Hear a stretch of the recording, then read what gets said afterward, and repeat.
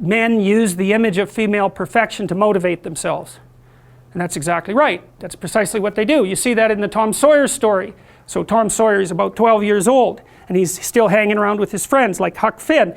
And this girl moves across the street, Becky, and she comes out, and he's struck by her for the first time in his life. Something's changed. And the first thing he does is hop up on a picket fence and show off and balance in front of her. And he's saying, well, look at me, look at me. He's like the male bowerbird building something beautiful so the female will approve of it. And it's motivation. You know, and that's something that I think modern women don't really understand about men. They don't understand that, at least to the degree that males are uncorrupted and not bitter because of being rejected, they're doing everything they can to kneel before the eternal image of the feminine and try to make themselves worthy. That's the chivalry story, right? That's what you should encourage in your partner. So out of chaos emerges this first form. It's the feminine form. It's partly the form that represents novelty as such. So, and on one hand it's promise, on the other hand it's threat. That you wouldn't believe, and I don't know, because I don't understand the situation with women as well as I understand the situation with men, obviously, being a man. But I don't know if women have any idea how paralyzing they are to, especially young men.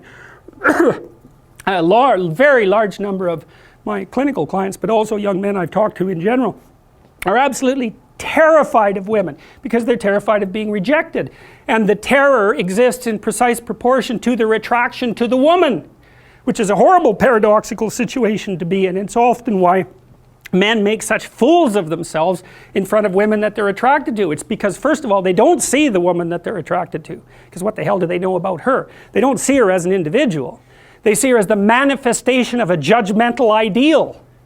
And then it's only in establishing the relationship with the actual woman that they can start differentiating between the judgmental ideal and the actual individual woman. And that also requires a sacrifice.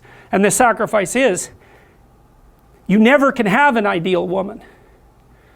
So to have a relationship with any woman, you have to sacrifice the relationship with the ideal woman, and you have to see the individual woman and separate her from the ideal. And that's the same thing that happens to the hero in Sleeping Beauty, right? He sees the evil queen who actually turns into the dragon of chaos, and it's not until he can defeat her that he can establish a relationship with the actual princess. And that's exactly the case. I had one of my clients who ran this men's group, which was quite interesting. One of the things they had the initiates do, which was very intelligent, was to go out and ask 50 women in one day for their phone numbers.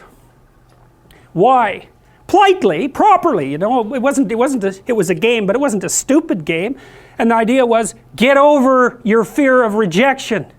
And how do you do that? By encountering it continually and continually and continually, so that you're no longer paralyzed by this.